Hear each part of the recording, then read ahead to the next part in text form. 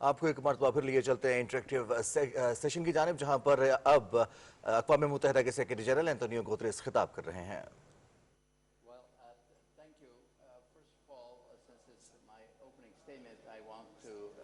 Use the opportunity to thank Pakistan for its really exceptional hospitality for Afghan refugees for so long.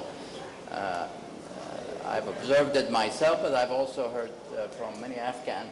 Unfortunately, I've been a witness to the Afghan tragedy for a long time, and I've heard how exceptional the hospitality has been. Ambassador, could you move the microphone slightly closer to you so that everybody can hear you?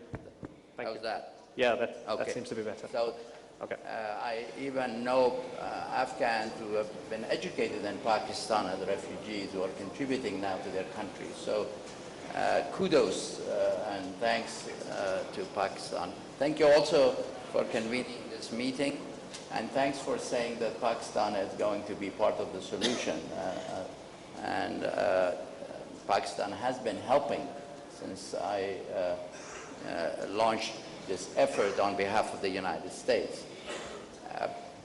Thank you also to the Secretary General and to the current leader of UNHCR. You've done a great service for the people of Afghanistan in your various positions and now. With regard to how well the patient is doing, I think that I am cautiously optimistic that we've made progress. It's a very complicated problem, no doubt. There are internal issues of Afghans to accept each other, to come to a change in the mindset that you have to, one side has to win, the other side has to lose. That is not militarily feasible anymore.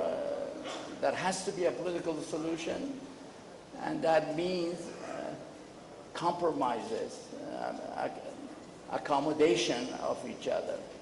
I think the Afghan people are yearning for peace. That's not a surprise. 40 years is a very long time. I think the Prime Minister spoke very eloquently and accurately that when we think about this, we have to think of the Afghan people first and foremost. Surely we have an interest, the United States, that we don't want Afghanistan ever to threaten the United States or our allies or any other country.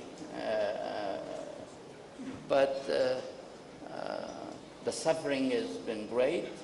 The war that is going on now, a lot of people are getting killed. It may not get as much attention in the media as it used to, but a terrible war is continuing, and it needs to be brought to an end. And I believe that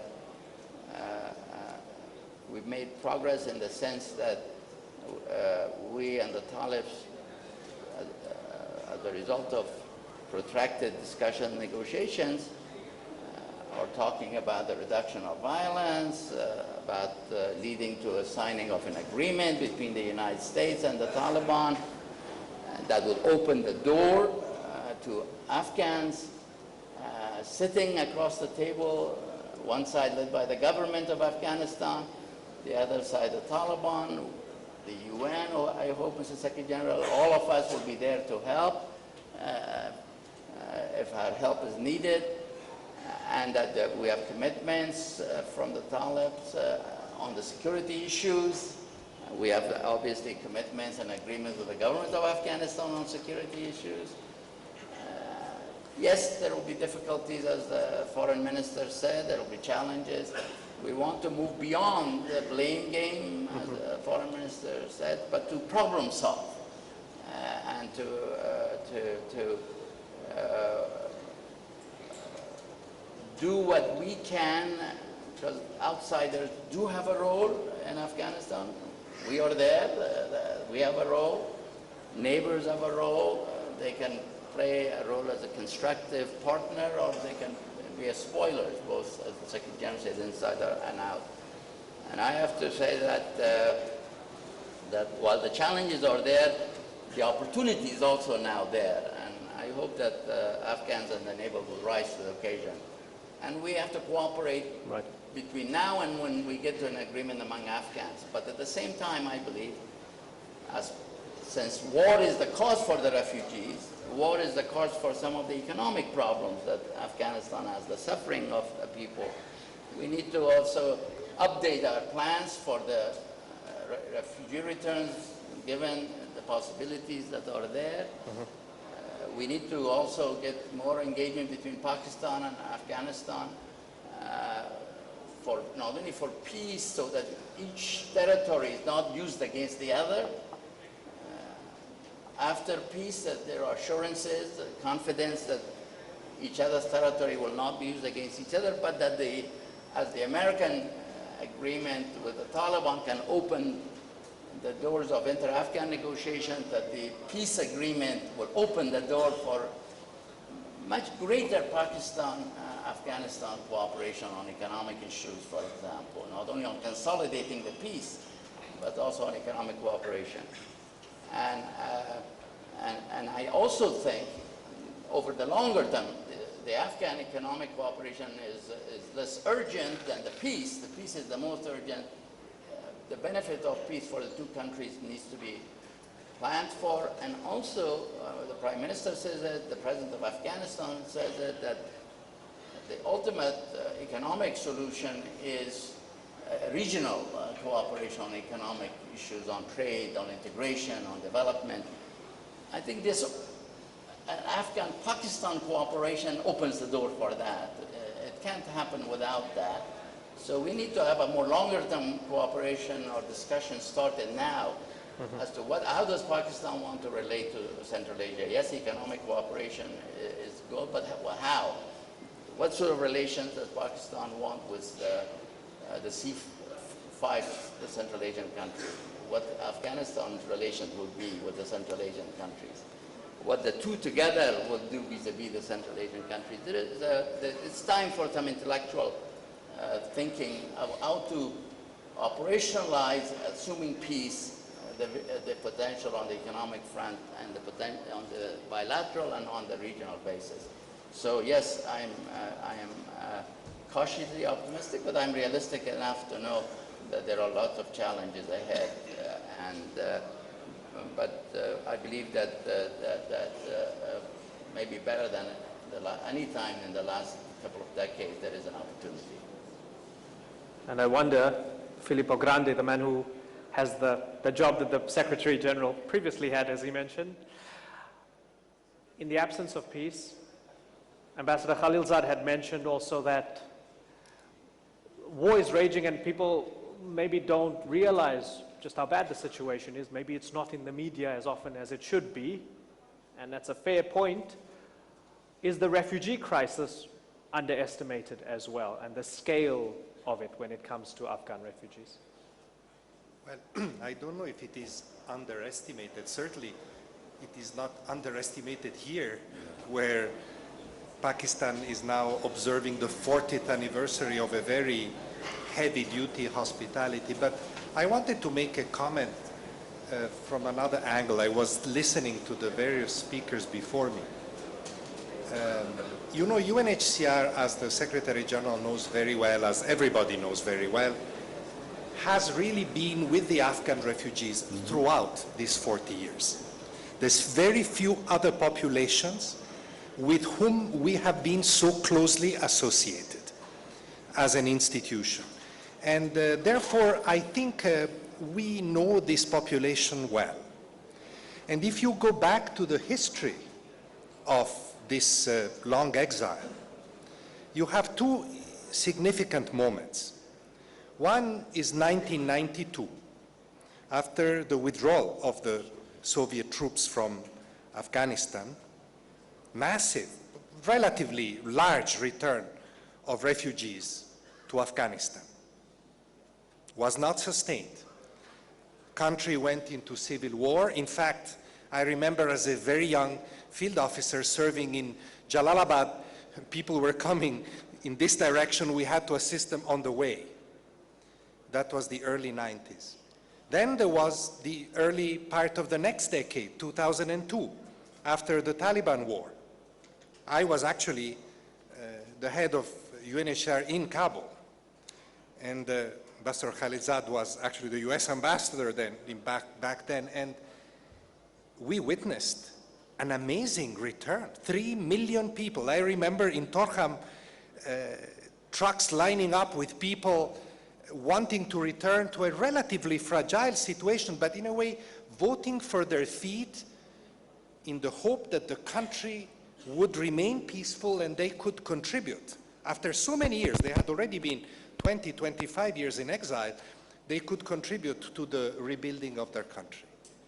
Now, I hope that the patient will live, and that with the support of everybody, but especially with the engagement of the Afghans, because this is their process in the end, this process will be successful. The peace patients will live.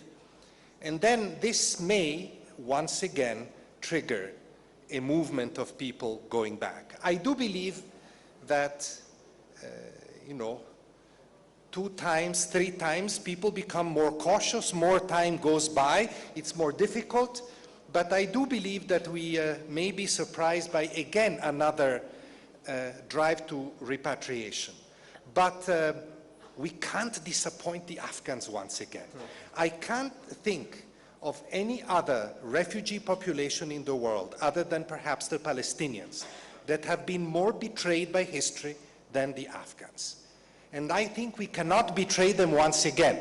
If the peace movement progresses, then as all the speakers have said, we need to build on the heels of it a real peace and not let go, because otherwise it will not be sustainable, and then, frankly, it will be too late to try it once again. So we have a chance here that I think is important, and I hope that everybody, in particular, if I may say, the Afghan parties, are the ones to live up to this responsibility to their own people.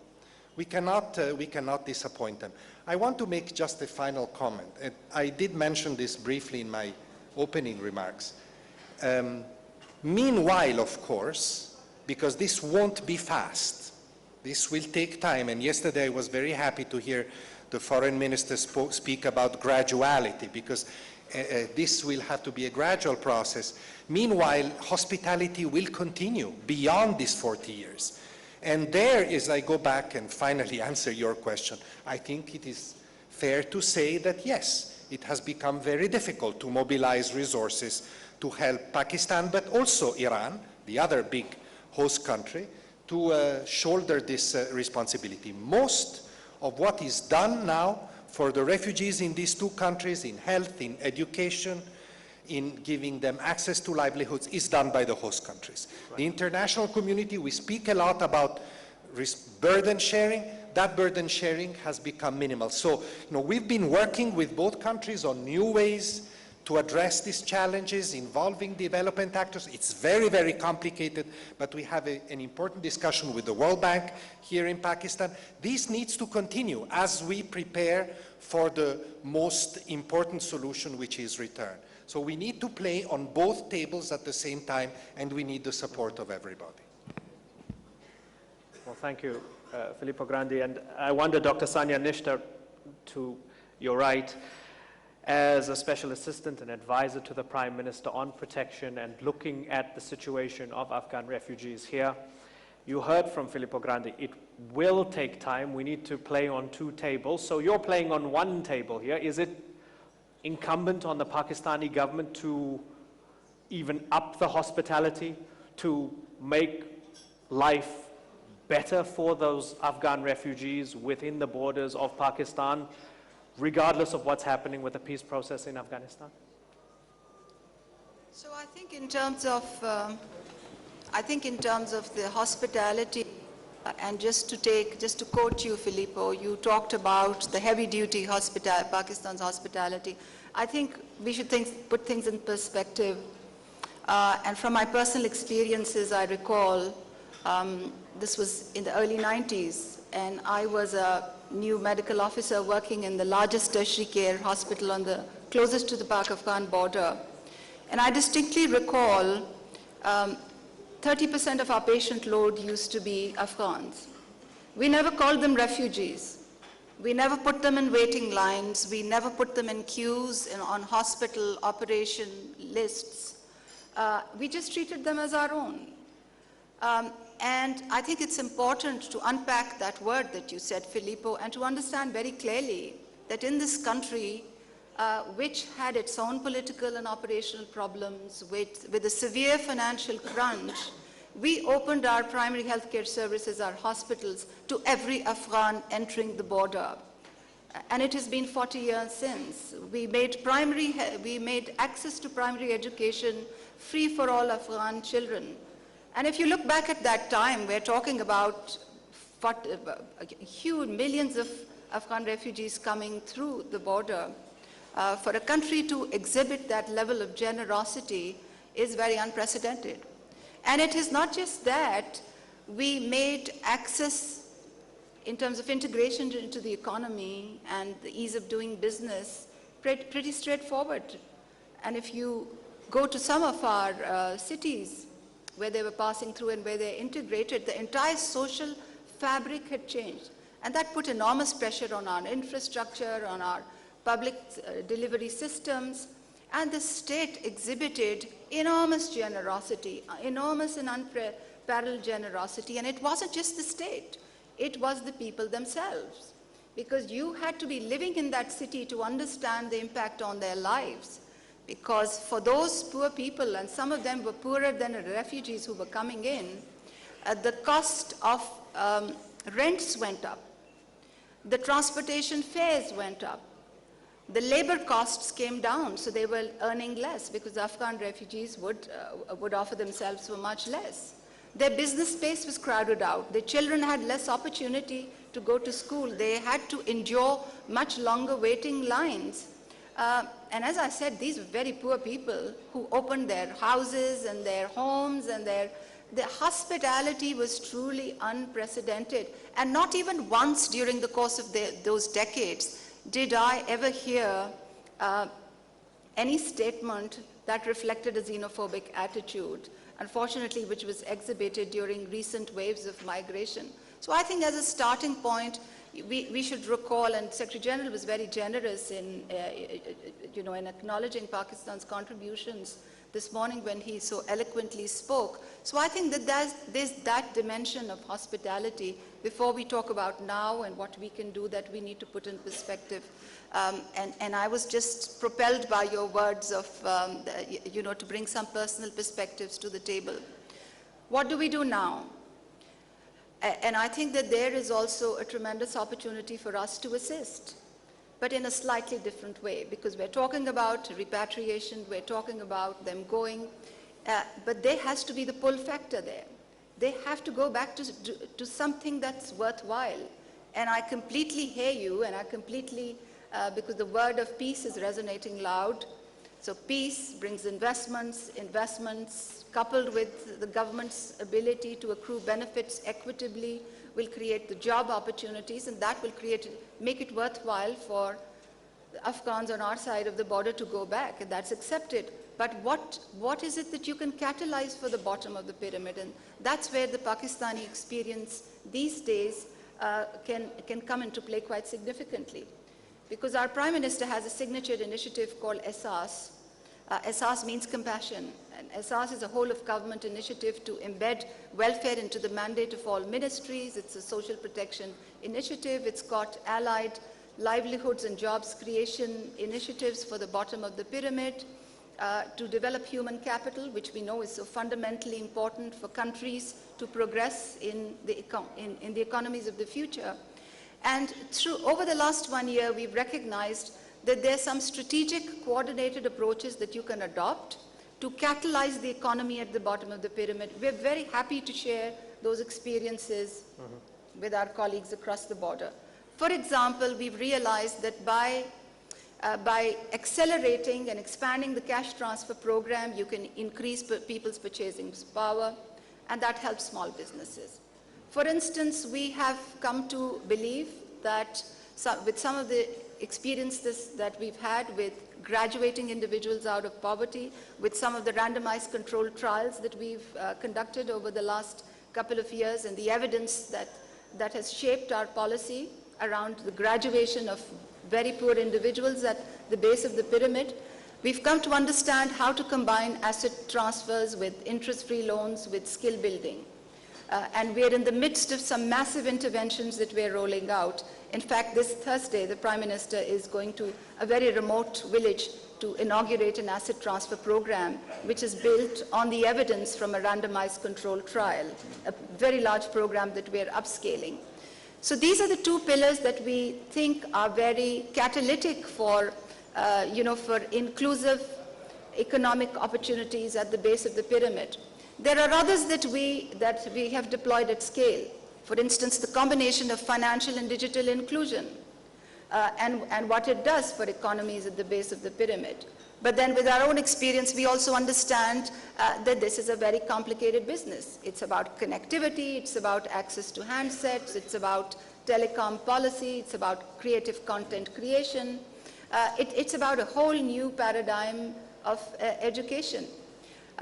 And then another important piece of what we're doing for these bottom of pyramid economies is our new initiative on rural value chain building, where an expert group is accelerated its work to develop a new policy framework where we will actually create the incentives for private sector to invest in these small enterprises, which will help value chain building.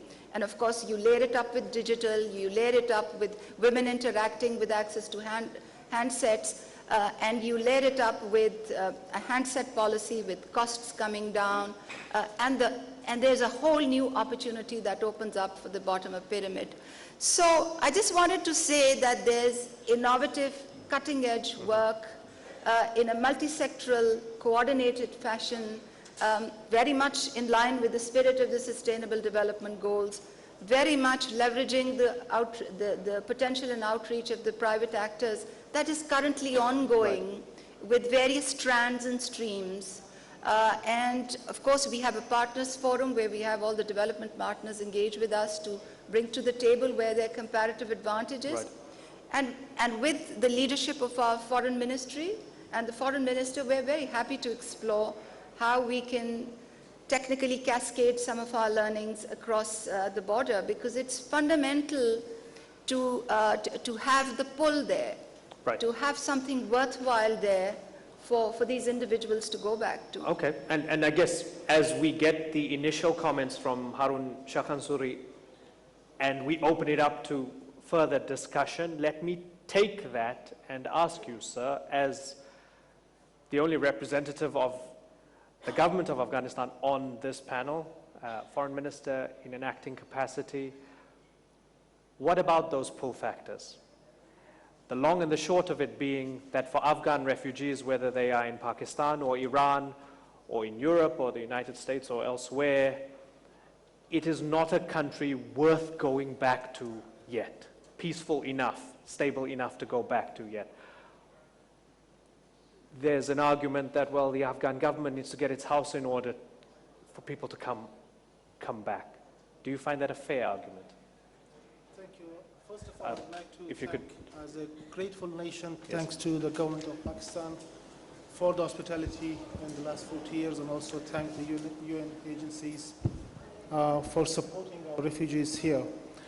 I think every single Afghan who lived in Pakistan and also in Iran will never forget the hospitality that we have received in these two countries, especially in Pakistan, majority of us here, and we'll be grateful forever for that. I think we are in a very important juncture of the history. We have two things that we are discussing now. One is peace, and now on this occasion we are discussing the return of our refugees back to our homeland. The challenge that Mr. Filippo has mentioned rightly was we never got these two things right in the past. So we don't need to repeat the history again. Our proposal is that we should get our acts together and we should get these two issues right this time. Therefore, our proposal is that and this has been discussed with officials of Islamic Republic of Pakistan as well. 2 years ago when ex-Prime Minister Khaqan Abbasi visited Kabul, and also in different occasions. We do want our refugees to repatriate to Afghanistan back, gradual, and that's what we agreed as well. And for that, we are proposing we should work together, the two governments, Pakistan and Afghanistan, we should work together to have a comprehensive, gradual program for the repatriation of the refugees, which will, of course, consider the pull factors as well, and I'll come to the pull factors in a moment as well, which will discuss every and each single detail, and then we would like to propose that program to be supported by international agencies like UN. I think that's the only viable solution, because if we are talking in silos and we have our own plans in different organizations or countries, and we are not involving the two countries who are the host country and the refugee country in the population here, we will not have a sustainable approach to this, and I'm afraid that we'll be repeating the history again. We are thankful for the support that we have received from the Pakistani side as well, and thankful to Foreign Minister Qureshi mentioning it again that they are supportive. This is exactly what we want. We want Pakistan to be our partner in peace process. Without Pakistan being our neighbor and hosting us for 40 years, I think peace may not be possible. So there might be a lot of difficult topics that we may need to discuss between the two countries. And that should never be considered as a blame game. I think there are issues, difficult topics, and discussions that we need to take place in order to put an end to the 40 years of crisis also in Pakistan that you mentioned, and also the at least 4 decades of war in Afghanistan. The peace in Afghanistan has no loser. It's a win-win for everyone. It's a win of course, for all Afghans first. It's a win situation and winning thing for the region itself. In the last 5 years, the Afghan government has been championing the regional connectivity. We are connected back to Central Asia, and we are offering a lot of connectivity in the part of the region as well. And the urban development plans, the pull factors comes there. The urban development plans are in place. We are going to invest heavily in our irrigation system now, in water management. We are going to have 1.5 million hectares of land newly under irrigation, ready for agriculture. We have been having a lot of refugees returning in the last 3 years as well. The process never stopped. The reason why we didn't have a lot of problems is because of our irrigation is developing now, and we had at least 2.5% increase in our irrigation products as well. And the mining sector of Afghanistan is now open as well for investment. So the discussion that we are proposing with Pakistan together to discuss the refugee issue and create the pull factor requires international support, and we should invest in things which will create economic opportunities and employment generation in Afghanistan.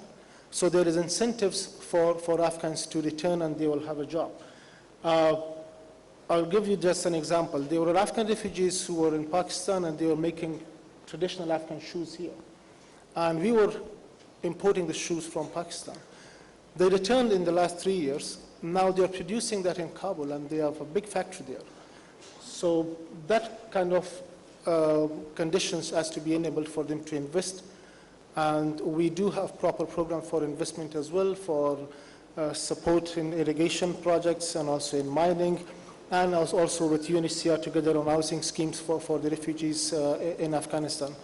So again, I would like to thank for convening this very important conference. And we look forward to working together with the Pakistani government to discuss the issues that we have, and of course that does not mean any blame game. And I want to use the opportunity to get Foreign Minister Qureshi's response to this. Well, there are two voices. As the Secretary General pointed out, there is a voice who is in the business of war, right?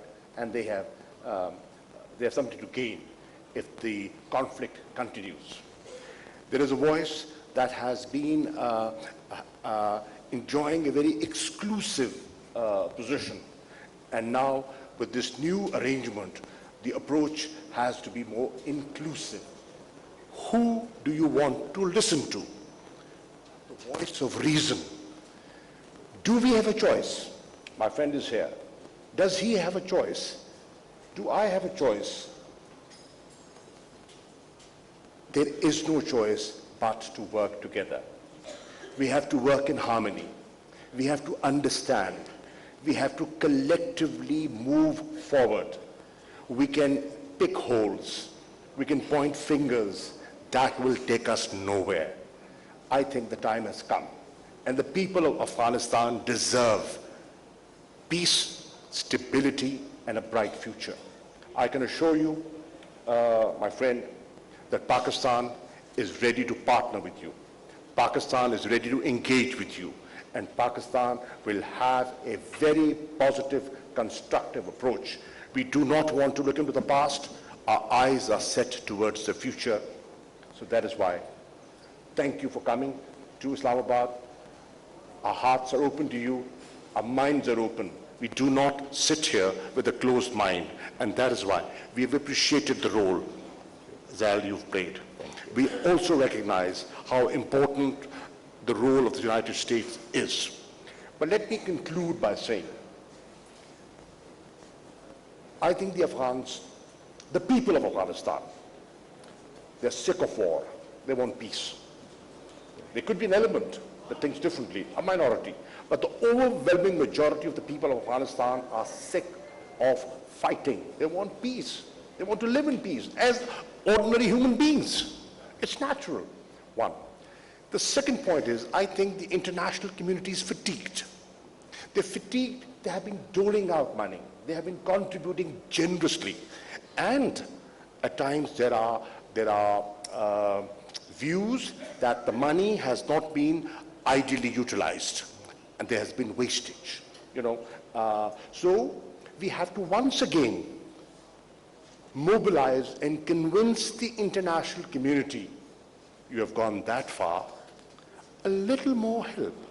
Post, hopefully, a peace agreement was vital, is of importance for the resettlement, for reintegration. So you have been so generous, and you've paid a huge price. Everyone, every nation has. Most of you people sitting here, your countries have contributed. You've done it for 40 years. A little help at this crucial time will make all the difference. Secretary General Guterres, you're more experienced than I am at noticing these things. Are we seeing some extraordinary diplomacy at play here? I think that there is here an opportunity that cannot be missed for Afghanistan, for Pakistan, but it was said by Ambassador Khalilzad and by the Minister, for Central Asia. We can have, with peace in Afghanistan, a dramatic geoeconomic and geostrategic change in the region. This is the region, Central Asia, Afghanistan, Pakistan, this is the region of the Great Game. The Russian Empire and the British Empire competing.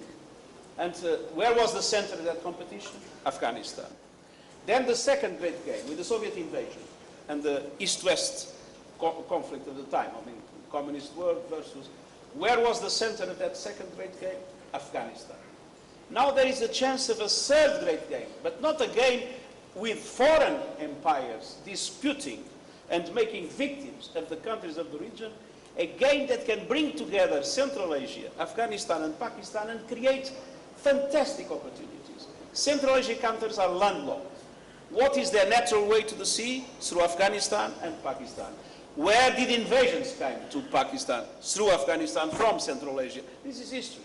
And history always repeats itself.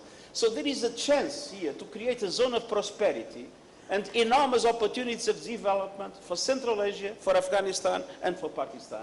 And this is an opportunity that cannot be missed. And it will facilitate the return of refugees, because these opportunities will generate economic development, will generate new corridors, will generate new traffics, new trade, new industrial opportunities. So I think that this is the way for this region not to be anymore the playground of big powers, but to be the protagonists of their own development. Ambassador Khalilzad, is the United States leaving the playground? Is it saying we're cutting a deal with the Taliban and then we're off and you guys can deal with the rest? No, we're not. First, I want to endorse the very eloquent way that the Secretary General explained the opportunity. I think this is maybe a unique moment, and it will take not only a vision, but a real strategy, real plans to deliver on them. And Pakistan, given its size, has a unique role to play. But with regard to the United States, yes, we want to reduce the burden. There is no question about that. 18 years is a long time.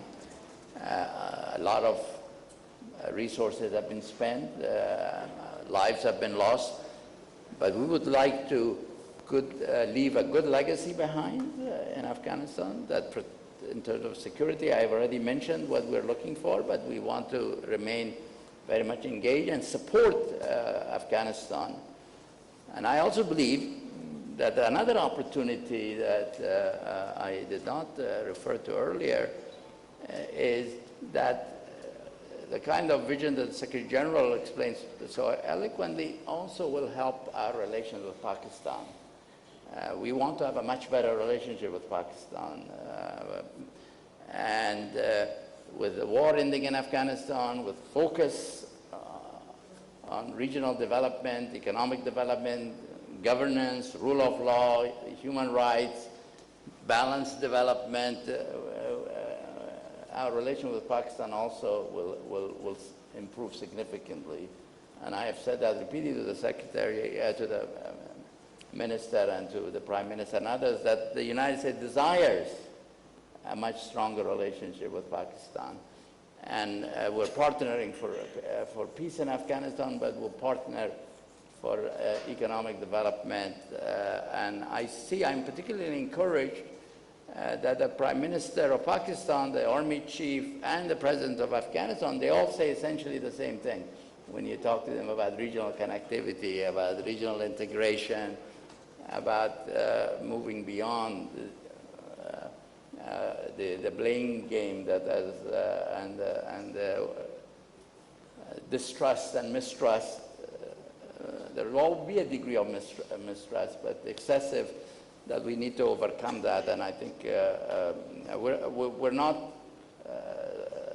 looking for cutting and running, as some say, because in that case, if that was the case, I wouldn't be working on a peace process. We would do it just a withdrawal, and we don't need anyone's permission to withdraw. We could do it unilaterally, but all this effort that we have made is to get a peace agreement, not to repeat the mistakes that were made in the 90s, to avoid that. Some of us were around, as we were saying, so we want to learn from that. No, we're looking for a good legacy, and we want to have a stronger relation with Pakistan and to help the region. You saw the Secretary of State traveling to Central Asia recently, talking about some of these issues. Harun, you want to come in? Thank you. I think we are all on the same page, and we do offer to be the center of cooperation, not conflict, as the Secretary General has rightly mentioned.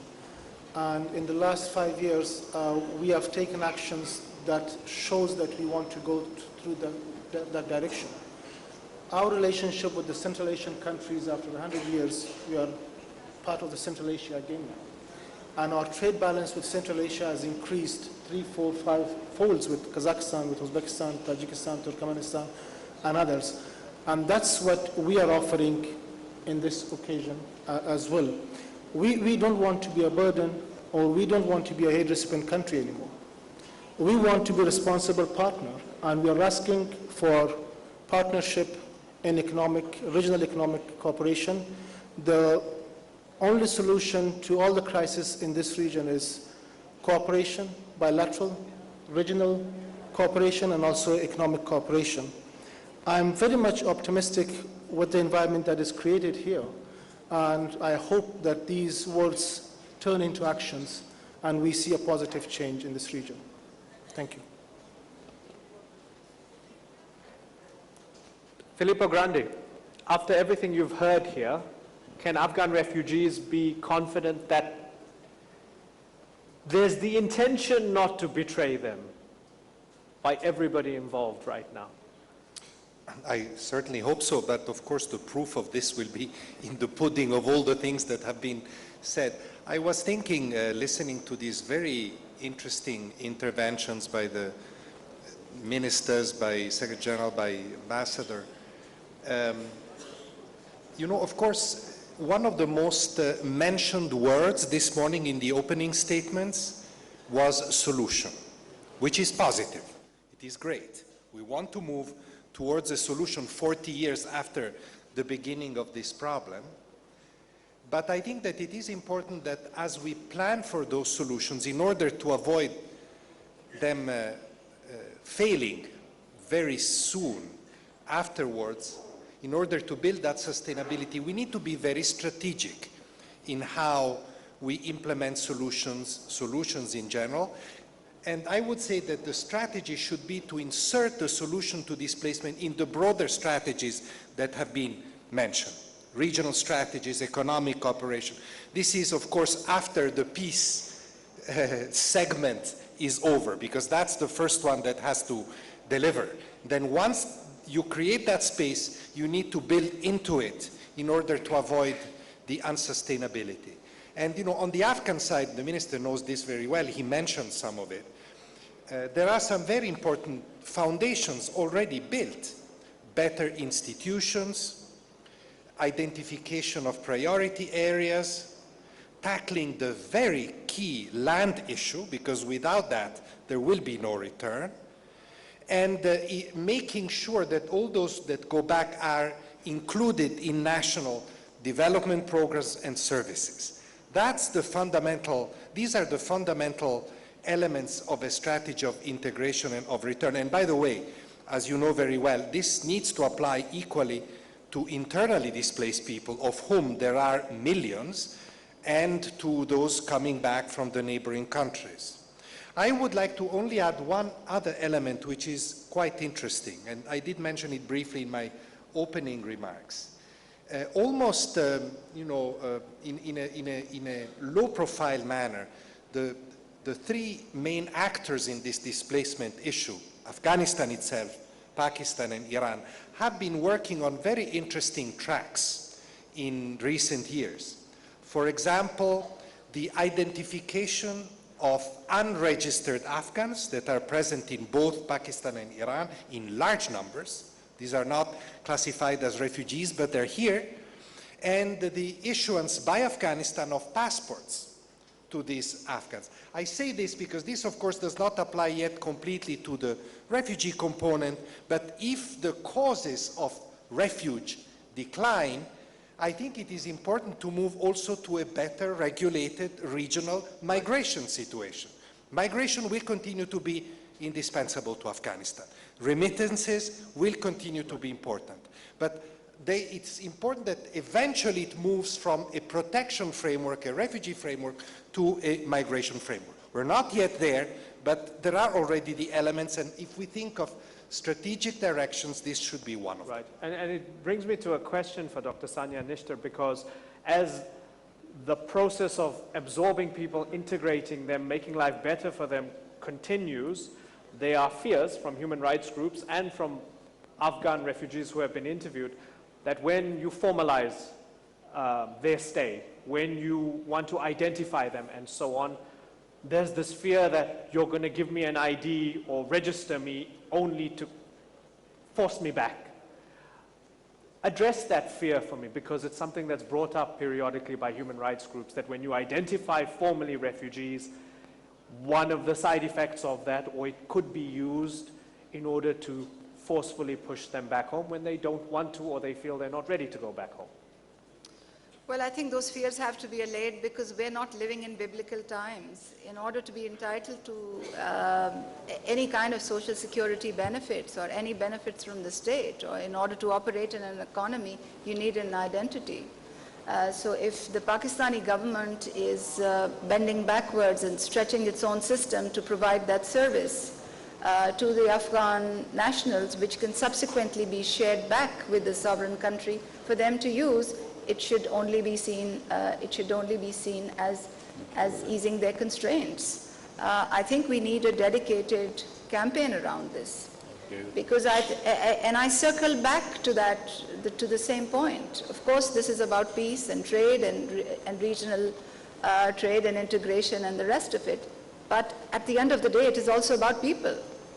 It's about that 4-year-old girl who's been excluded from school, and it's about that 30-year-old mother-to-be who's entitled to have a delivery with a skilled birth attendant. And it's about that informal worker who should be in the formal system.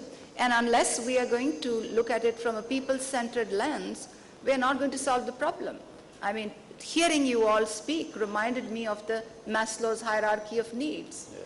I completely understand that at the base of it is security. So unless there's peace and unless people are secure, they're not going to go back. We've had many failed attempts of international agencies paying them stipends, them crossing the border and coming back again because they haven't felt safe. So peace certainly is a starting point because we know that that's at the base of the Maslow's hierarchy of needs. On top of it is just food and shelter, and on top of it is economic livelihoods and respect and opportunity. And what I'm sharing with you is that there are ways to galvanize economies at the base of the pyramid. There are evidence-driven solutions which could be deployed. And I think that the international community needs to get out of that mode of thinking about this protracted refugee situation from a humanitarian lens. If we have to look at it from a solutions lens, then we have to look at the 21st century solutions that can really help you jumpstart. I mean, there's digital, and there's technology, and there's connectivity, and then there's this huge, wild world of opportunity that it opens for you. I mean, in Africa, the Secretary General will bear me out, we are seeing that countries are going straight to 4G and 5G. They are really leapfrogging to a very different era, where solutions in terms of public service delivery, in terms of access to health and education, in terms of so many other things cascade into their mobile phone stacks automatically. If governments invest in connectivity, in reducing the costs of handsets, a few other strategic things will not just galvanize the economy, but will also benefit welfare in a variety of different ways. Right. We need to think about these solutions with a very different lens. For decades, I've heard about Afghans and them as being part of a very big political theater, and that has to change. Right. We need to think of them as people, and we need to deploy the 21st century solutions, which the market knows how to deploy. This is no rocket science. It just requires a new way of thinking. And it's been a privilege and a pleasure just facilitating this discussion as all these ideas come together and we wrestle with these ideas. I'm going to keep to time so there's no knock-on effect and we don't delay every other session for the coming 2 days. However, I'm going to ask the Secretary General, sir, for you to, just to wrap us up, to give a direct message to Afghan people displaced from their country. The message now must be a message of hope. I think that conditions are met for peace to be possible. It's the obligation of political leaders of Afghanistan to do everything for this peace that is possible to become a reality. It's an obligation of all neighbors and of all countries that have been involved to do everything possible to make sure that no spoilers will undermine it.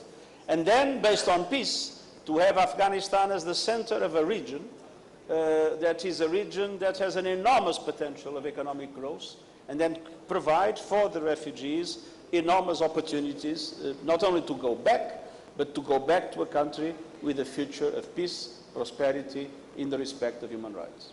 Ladies and gentlemen, it's been an honor and a pleasure. Thank you very much.